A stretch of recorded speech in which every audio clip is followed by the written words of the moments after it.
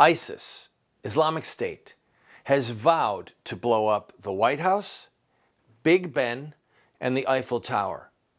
But before they really deal with Christians, they're going to deal with Shiites, their fellow Muslims who they think aren't Muslims.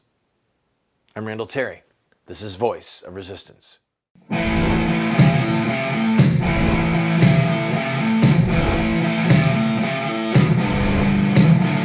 Those who forsake the law praise the wicked.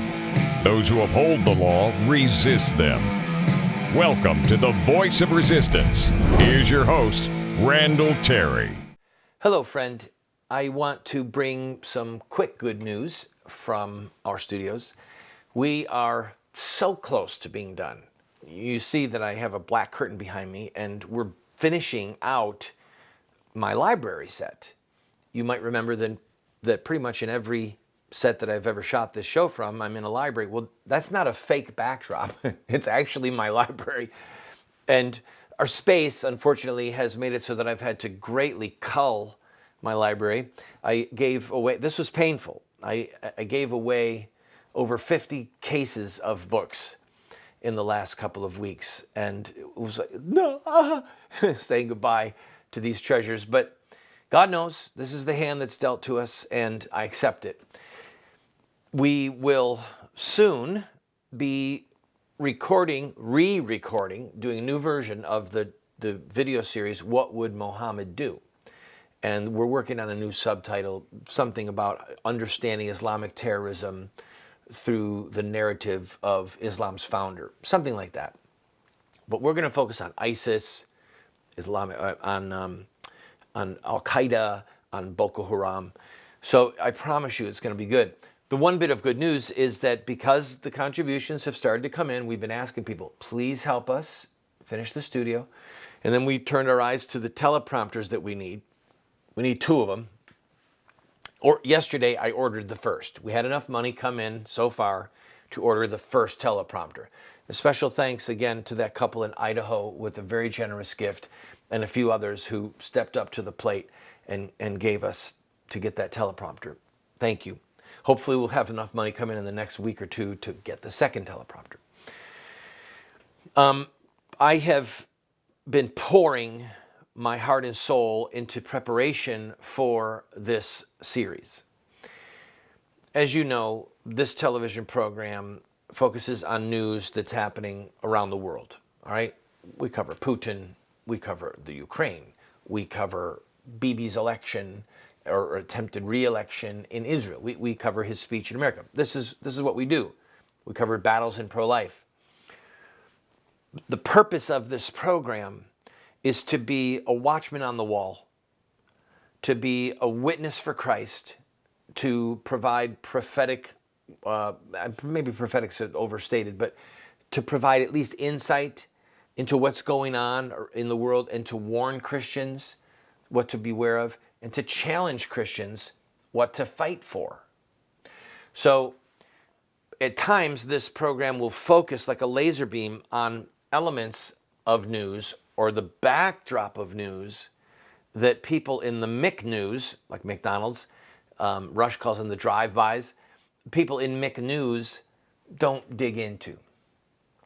And so what I want to do a little bit on today's program is to explain to you some of the differences and the origin of the conflict between Sunni Muslims and Shiite Muslims. Now I have, by the way, did you hear that Boko Haram has pledged its allegiance to Abu Bakr Baghdadi? Abu Bakr Baghdadi is the self-proclaimed caliph in whether he's in Syria or in Iraq, we don't know. If we knew where he was, we'd kill him. But he has obtained the Pledge of Allegiance. In fact, this is what it said, our caliph, God save him, has accepted the pledge of loyalty of our brothers of Boko Haram. So we congratulate Muslims and our jihadi brothers in West Africa. Islamic State is growing. Abu Bakr Baghdadi, the self-proclaimed caliph, you have to understand that there have been other points in Islamic history where people proclaim themselves the caliph. The 5th caliph was among them after the first 4 rightly guided caliphs. And that's what what Muslim Orthodoxy calls them, Sunni Muslim Orthodoxy. So anyway, ISIS is growing. Islamic State is growing. And in their wake, they're leaving bloodshed and horror. But there's something really interesting that I want to read to you, and I want to focus on it. The ISIS spokesman said, he talked about fighting against Christians and Jews, and I'm quoting now, and it said, quote, that ISIS must first deal with Muslims who have become infidels. This is really important. Muslims who have become infidels. That's who we're going to deal with. Now, if you don't know their history and you don't know their code language, you might not know what they're talking about. What they're talking about are Shiites. You see, in the Sunni scheme, a Shiite Muslim is not a Muslim. And Muhammad said, if anyone changes his religion or leaves Islam, kill him. It's not that you're allowed to kill him. He ordered their death. So Islamic State is carrying on a centuries-old tradition saying that Shiites are not Muslims. They're heretics. They've abandoned the true faith. And Allah, through his prophet Muhammad, has said that we must kill them. I'm going to talk more about this when we come back and show you the origin of this bloodshed. It's very interesting, and I know that someone's like, oh man, who cares about this? We need to care. We did have a woman beheaded in Oklahoma. We did have a Muslim shooting up Americans and killing Americans in Fort Hood. Do I need to say more? This stuff is going to come to bear on us. We might as well know what it is that we're fighting.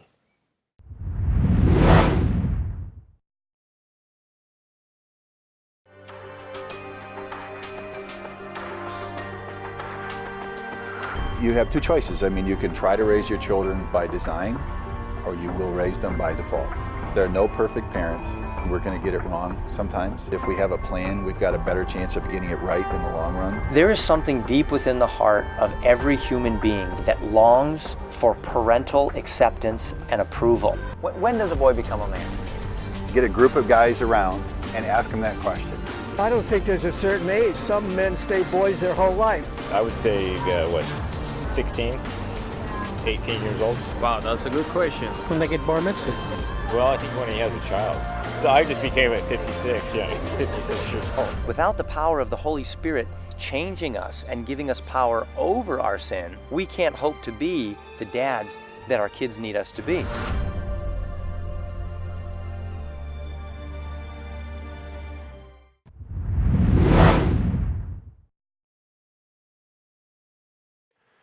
Sunni Muslims call Shiite Muslims Rafida. That means rejectors, that the Shiites are rejecting the known truth of what it means to be a Muslim. And as I was scouring different Islamic websites, one of them said, quote, however, the Shiites, they are more dangerous from the Christians themselves. Christians fight Islam face to face, while Rafida stab Islam from its back. Then this is translated from somebody who speaks Arabic as their first language, and that's why it's a little bit awkward. Some of the words are not exactly right, but they believe that Shiites are more dangerous to Islam than Christians. Now let me explain. Some people have likened the conflict between Sunni Muslims and Shiite Muslims like the rift between Catholic Christians and Protestant Christians and Orthodox Christians. Not true. Simply not true. Clearly, in the Spanish Inquisition and at various points in England, there were some conflicts that actually resulted in bloodshed. All right, not just England, but at other points, there were clearly conflicts that resulted in bloodshed, including like a 30 years war. That was part of that was Catholics fighting Protestants, Protestants fighting Catholics.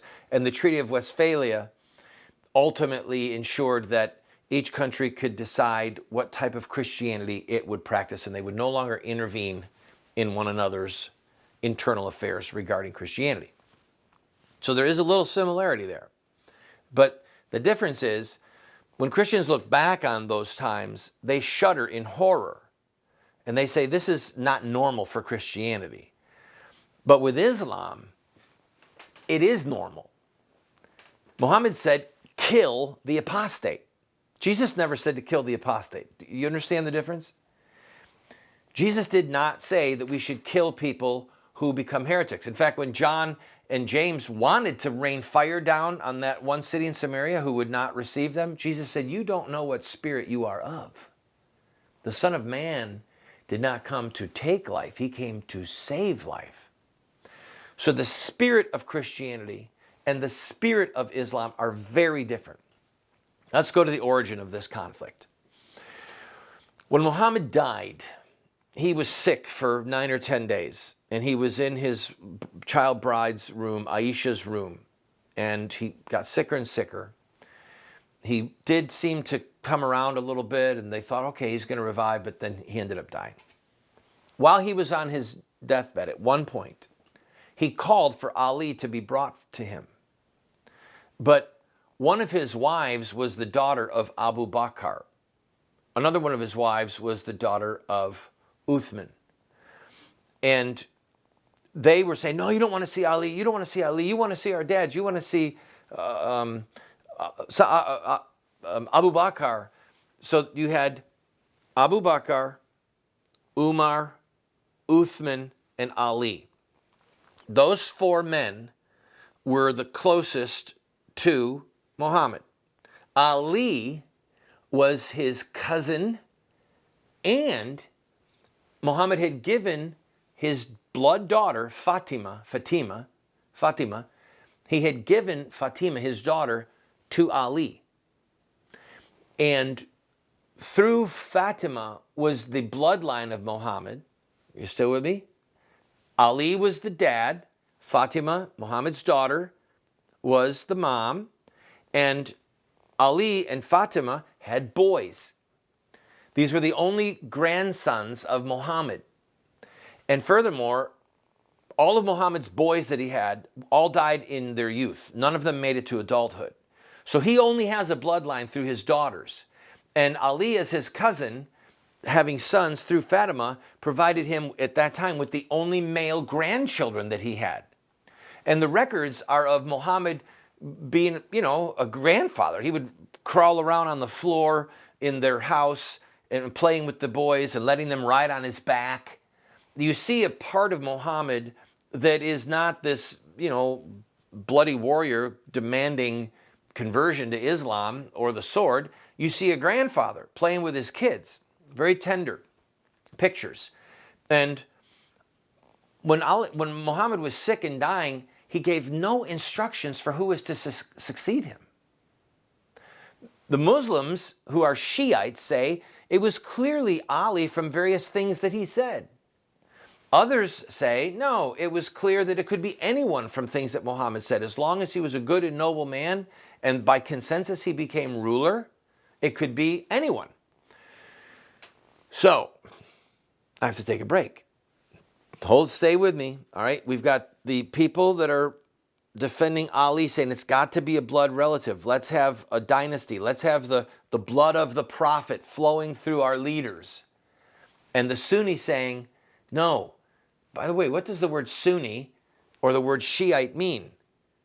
I'm going to give you the answer when we come back. And if you want to talk about it at the water cooler, you're going to seem fairly intelligent.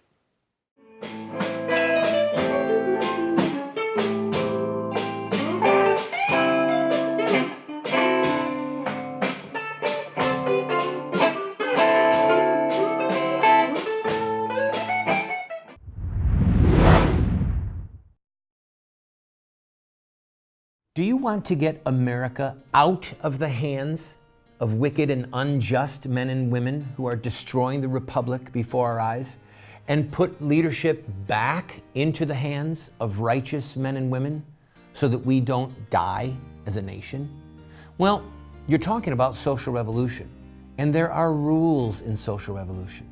We can look at the victorious social revolutions of the past, such as the end of slavery, the end of child labor, women's voting rights, the end of segregation, and so much more, and learn from their victories. Look at their actions, their images, their rhetoric, their sacrifices, and their final fruit.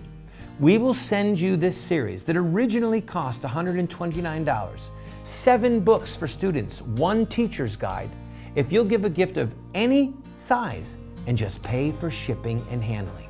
Take advantage of it today.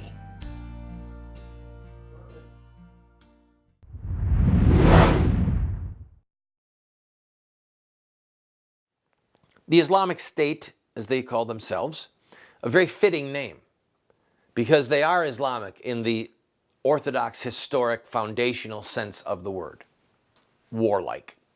They have said they're going to blow up the White House, they're going to blow up the Eiffel Tower, they're going to blow up Big Ben in England, in London. But before they do that, they're going to deal with the Shiites. And you may remember that Al-Qaeda has, at different points, launched horrific attacks against the sacred sites of Shiite Muslims, blowing up monuments that were there for different Shiite leaders, imams. And blood relatives of Muhammad, by the way, descendants of Muhammad.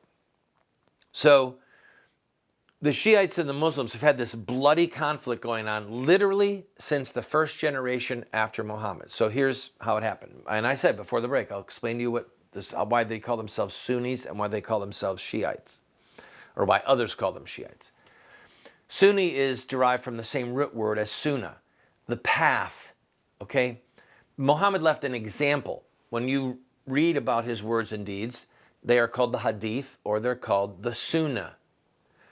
Well, Sunni Muslims said we're the ones that are following the path laid down, the example laid down by Muhammad. So they have the name Sunni Muslims. Shiites is derived from a word Shia, S-H-I-A, and that means party or group. Not like, hey, let's have a party, but like the Republican Party, the Democratic Party.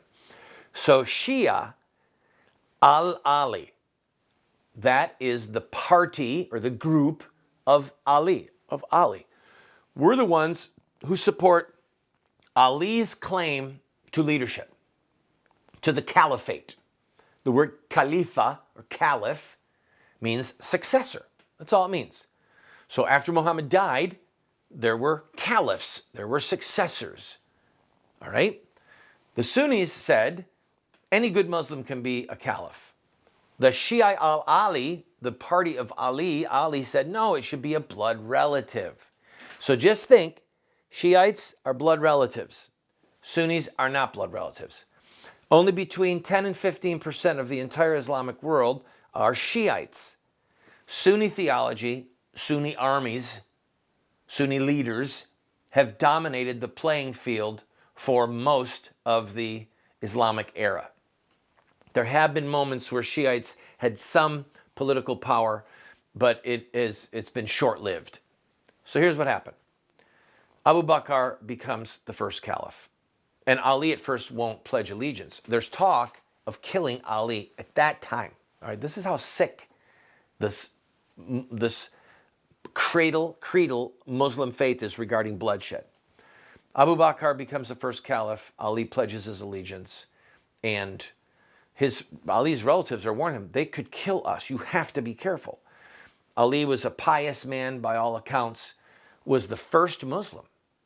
As a boy, he converted to Islam under Muhammad's preaching when he was 10 or 12 years old living in Mecca.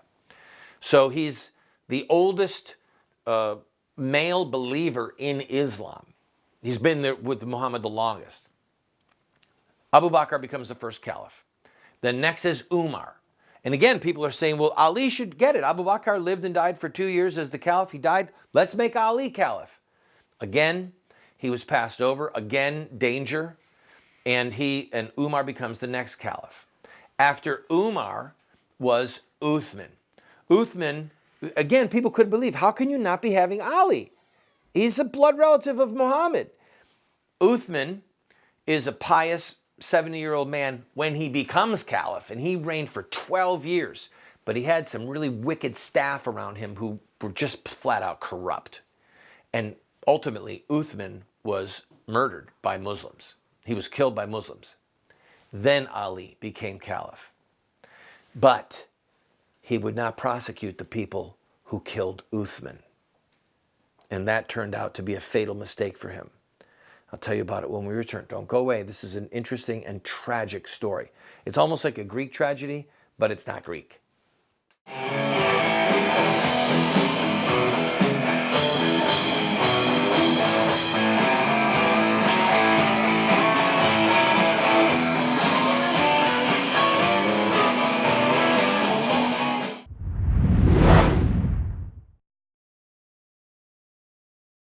I have been a leader in the pro-life movement for 30 years.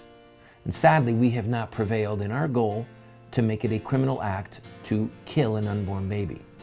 There's reasons why we have failed. I wrote this book, A Humble Plea, to Catholic bishops, to evangelical clergy, and to lay people, explaining where we went wrong and what we have to do to prevail. We've made this available as a PDF online for free. I encourage you to go and download your own copy. Why does a nice guy like me keep getting thrown in jail? I have been arrested almost 50 times and spent over a year of my life locked up in various prison facilities. And I wrote a book, many books. In fact, one of them is called Why Does a Nice Guy Like Me Keep Getting Thrown in Jail? It's a theological work, answering those who say that the church should not be involved in politics or that we should retreat. I encourage you to get it. In fact, get one and give it to your pastor.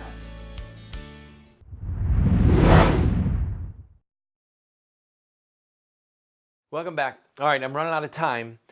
Off camera, we were talking to someone here in the studio. You have to remember, Sunni Muslims have a massive amount of terrorism. Shiite Muslims have a massive amount of terrorism. The Iranians are Shiites. Saudi Arabia are Sunnis. Both of them fund terrorist organizations that want to destroy Israel, that want to kill Christians, and that want Islam to dominate the world. The only issue is whether it's going to be Sunni Muslims leading or Shiite Muslims leading. All right? So, why do they kill each other? Ali refuses to prosecute the people who killed Uthman. He is made caliph. Aisha, the child bride of Muhammad, hates Ali. There's just a long-standing hatred that she has for him, partly because he is married to Fatima, and Fatima is the daughter of Muhammad's first wife, Khadijah. So there's this jealousy that Aisha carries in her to her grave. She just hated Ali. She actually raised up an army. Aisha, the wife, the child bride of Muhammad, who's a young woman now when Muhammad dies and when Ali becomes caliph, she raises an army to fight Ali. And she leads the army on a red camel. They call it the Battle of the Red Camel. And she's got chainmail all around the litter that she's sitting in. It was horrific bloodshed, horrific bloodshed. Ali's followers win, but they don't touch Aisha. They don't harm her. They treat her with great respect because she was Muhammad's favorite wife. She's the mother of the faithful. Then there's somebody, Mahayya, up to the north, who says, no, I'm not going to submit to Ali either. And he raises up an army. They begin to fight. Ultimately, that man who became the fifth caliph betrayed Ali, probably sent somebody into the mosque who cut Ali with a sword, and the tip was poisoned. And Ali died. Later on, this fifth caliph says to his firstborn son, Ali's firstborn son, Hassan, you'll be the next caliph. Then he has him poisoned. Then, about 11 years later, when the fifth caliph dies and his son is going to take the throne, they're not going to have blood relative of Ali. They've got power. They're corrupt. They have Hussein and all of his sons butchered. It was horrible. It was horrible. And I don't have time to go into the details, but it's the stuff that legends are made of. Hussein was holding his little baby boy, and they were making him die of thirst out in the desert. And he holds up his boy and says, please let the children have water. And a marksman shot an arrow right into the baby's neck, and the blood just running all over Hussein while his baby dies in his arms. That's the type of feud between the Sunnis and the Shiites. It will never go away. It is 1,400 years old. Hope this lesson in history has helped you.